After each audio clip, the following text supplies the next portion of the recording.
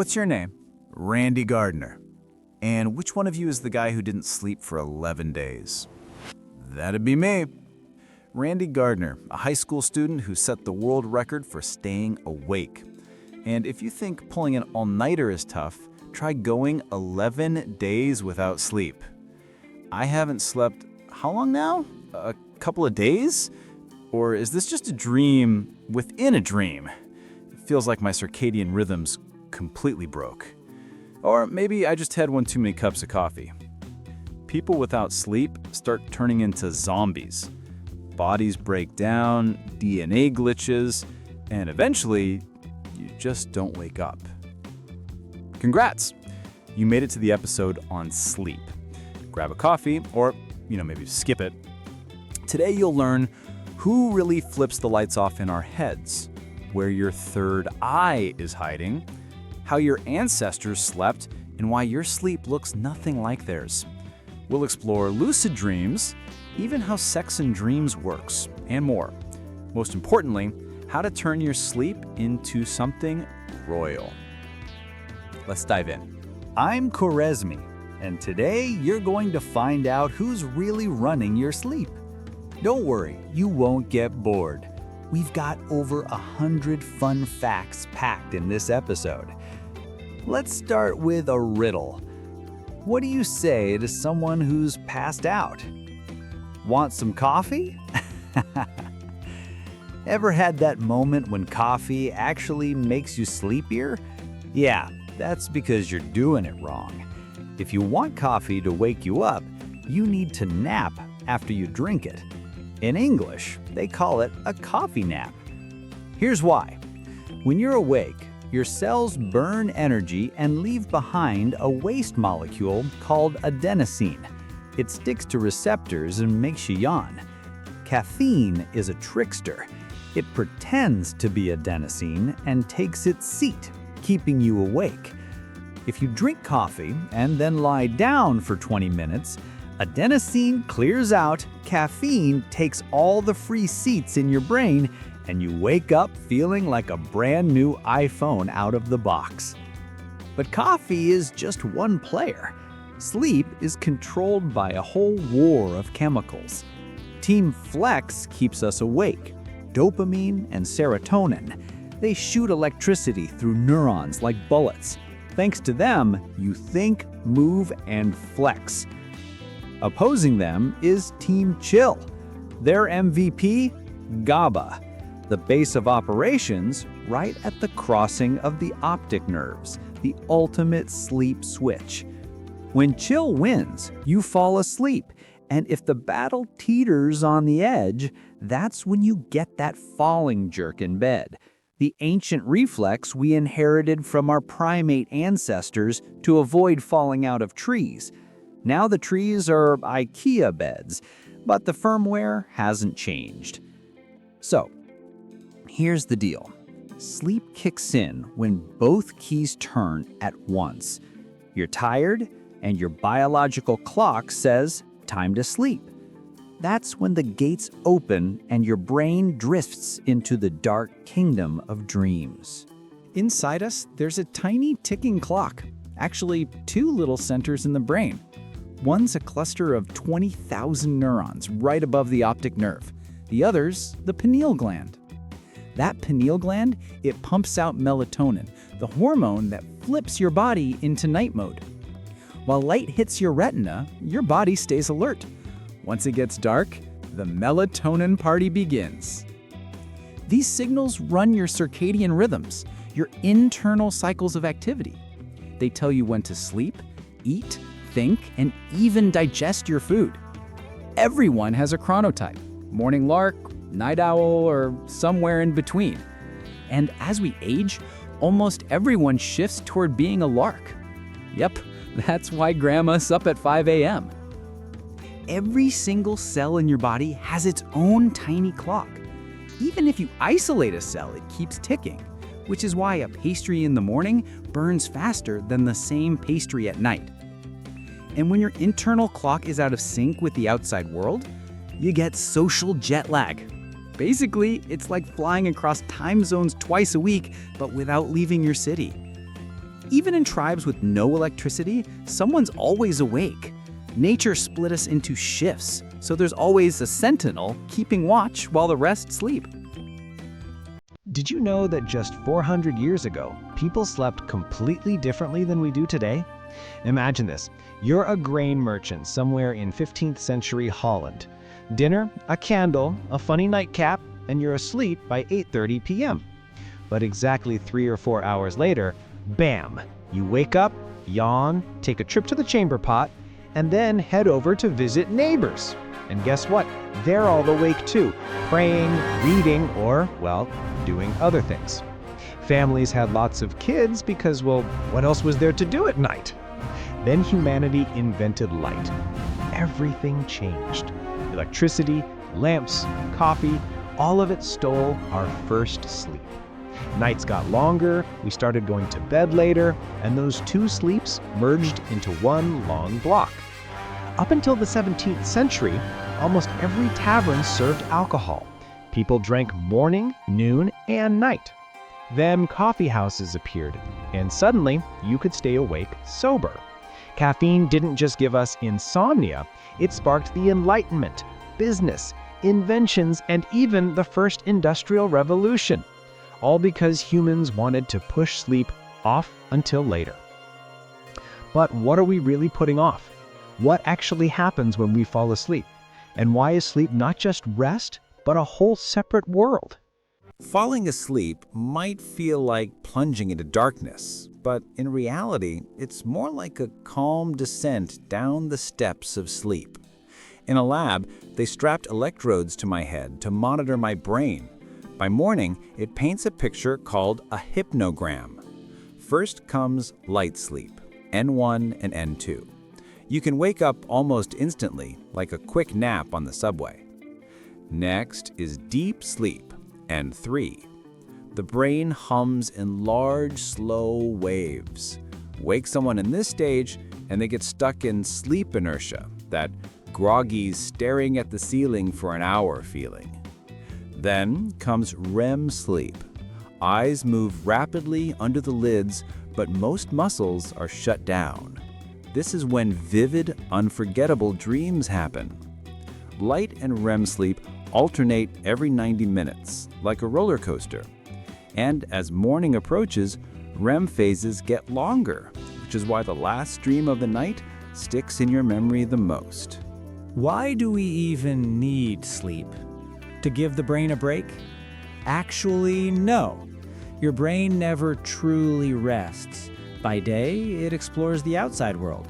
By night, it explores the inside.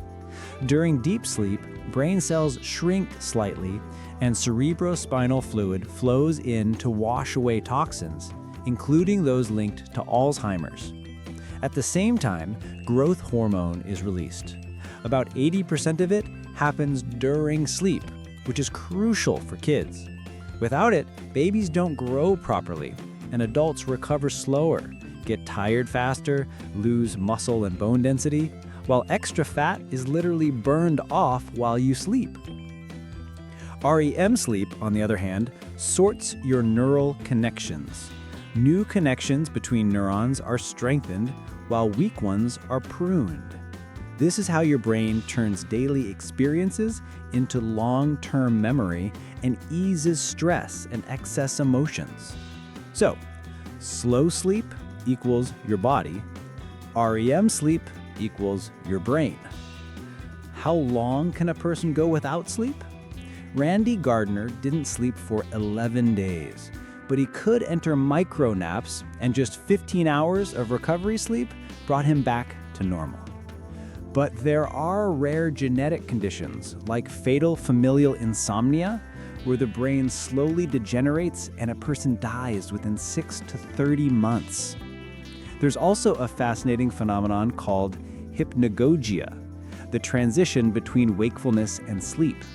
The brain tosses up images, ideas, and surreal thoughts.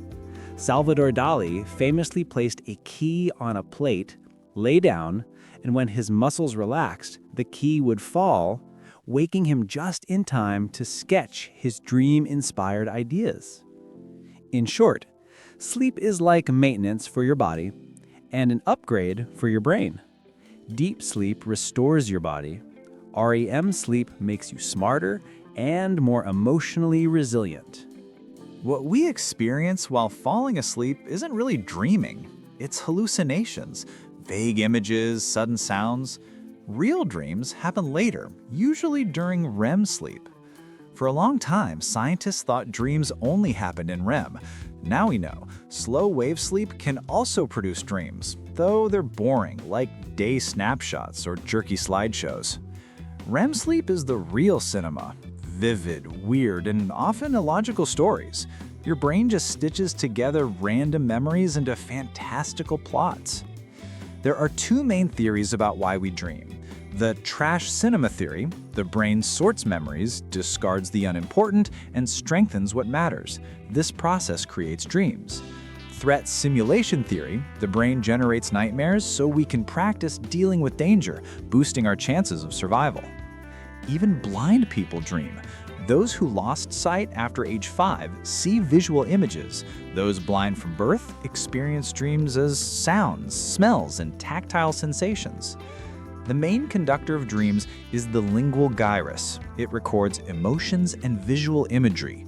Damage here can make dreams disappear entirely. Why do we forget most dreams? During sleep, levels of noradrenaline, a chemical that helps store memories, drop. Light sleepers who wake up often tend to remember dreams more vividly. A tip from dream researcher Robert Stittgold: drink 3 large glasses of water before bed. Wake up a few times at night to jot down your dreams on paper or record them. Just don't use the toilet in the middle of the night. Otherwise, reality might play a trick on you. 1. Dreams don't have universal meanings. Dreams aren't a code like fish equals mom. Your brain just stitches together recent experiences, memories, and emotions. For example, dreaming about drowning could be influenced by a movie you watched, a recent experience, or even swim practice. 2. Regional and universal patterns. Dream content varies by location. Texas and hurricanes, Norway, northern lights, New York, subway scenes. But some dreams are universal. Falling from heights, running away, or falling through something. This supports the threat simulation theory. The brain prepares us for stressful situations. 3. Dreams about illness and deceased people. Dreams can hint at health issues, injuries, illnesses, or sleep apnea. But they're not always warnings. Often they just reflect subtle signals from the body. For instance, seeing a deceased relative in a dream usually reflects memories or subconscious cues rather than anything supernatural. 4. Precognitive dreams. The brain can predict probabilities, not magic. Example: someone dreams of being hit by a car and it happens the next day. Likely reason: they habitually jaywalk. Precognitive dreams are a survivor bias. We remember the few successful predictions and forget thousands of misses. Example: a girl dreams of becoming a ballerina. She eventually becomes one, not because of the dream, but thanks to years of practice. 5. Lucid dreams. Some people notice absurd details and realize they're dreaming. This lets them experiment, wake up inside the dream, and consciously influence events. What is a lucid dream? In a lucid dream, parts of your brain's cortex responsible for consciousness, memory, attention, and planning wake up. You realize you're dreaming and can influence events, like breaking the fourth wall in a movie. You see the setup, but can improvise your own story. Techniques to achieve lucid dreams. 1. Early wake-up method. Set your alarm 1 to 2 hours earlier than usual. Upon waking, do a calm activity for 20 to 30 minutes. Example, folding clothes. Go back to sleep convincing yourself that you will stay conscious in the dream. The goal is to enter REM sleep directly. 2. Reality check method. Frequently ask yourself, am I dreaming? The goal is to ask this question in the dream itself and realize you're aware of what's happening. Scientific proof of lucid dreams.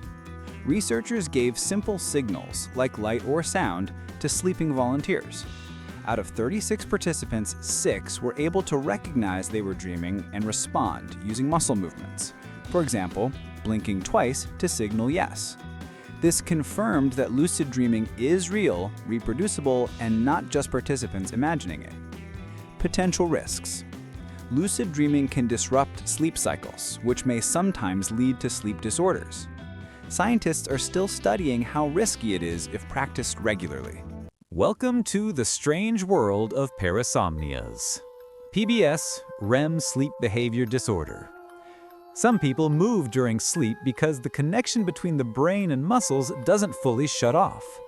Examples: running, fighting off nightmares, sometimes injuring themselves or others. Solution: secure the bed or cover sharp edges. Extreme case: Kent Parks, Canada, committed a violent act in his sleep due to a combination of sleep deprivation, stress, and genetics. Legal note: in some Western countries, sleep disorders can reduce criminal responsibility. Sleepwalking, somnambulism. People partially wake up. Emotions and movements are active, but memory and conscious thinking remain asleep. Examples: walking around the house, performing odd actions, raiding the fridge, singing, dancing. Usually only dangerous to themselves. Recommendations: use strong locks, pad sharp corners. Sexsomnia, sleep sex. People become sexually active in their sleep but don't remember it afterward. Legal aspect: confirmed sleep disorders have led to acquittals in courts. Narcolepsy, constant sleepiness. Patients sleep 10 hours at night and take naps during the day. Cataplexy, sudden loss of muscle control triggered by strong emotions. Examples: laughing, watching TV, exercising, even driving. Sudden REM sleep. Sleep paralysis, a borderline state between sleep and wakefulness. The person can't move and often senses a monster nearby. Explanation: stress, fatigue, and cultural myths like jinn, old women, dwarfs. Frequency varies depending on upbringing and cultural fears. Insomnia, the most common but least exciting disorder. Psychological and physiological factors prevent falling asleep or staying asleep.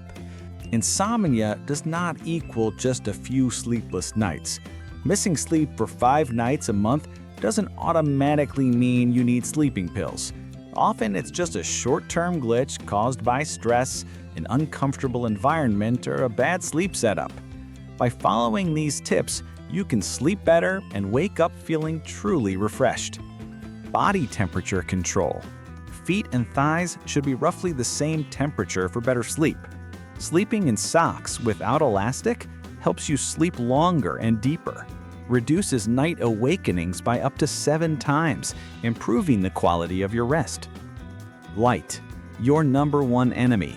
Any light reduces melatonin production, making it harder to fall asleep and lowering sleep quality. Solutions to improve sleep: blackout curtains, dim screens, use dark or yellow mode. Use warm yellow light before bed instead of blue light. Air and humidity. Ventilate the room with a small crack in the window for fresher air and better sleep. Temperature: 65 to 77 degrees Fahrenheit or 18 to 25 degrees Celsius. Humidity around 55%. A humidifier helps maintain optimal conditions and enhances sleep quality. Mattress and blanket. Medium firm mattress ensures comfort and proper spine support for healthier restorative sleep. Weighted blanket. Wrap yourself like a burrito. The gentle pressure feels like a hug, helping you relax and fall asleep faster. General rules. Sleep is a science. Treat it that way. Good nighttime habits can significantly improve your sleep. Less coffee in the evening, fewer gadgets before bed, comfortable room temperature, and minimal light exposure. All right, friends, we've just explored the amazing, mysterious world of sleep.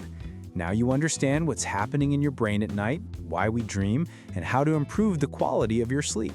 Remember, sleep is not just rest, it's a full upgrade for your body and mind.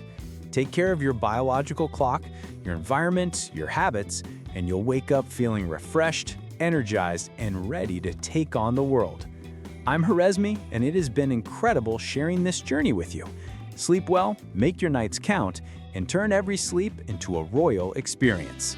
The future is bright, and it starts with a great night's sleep. See you in the next episode.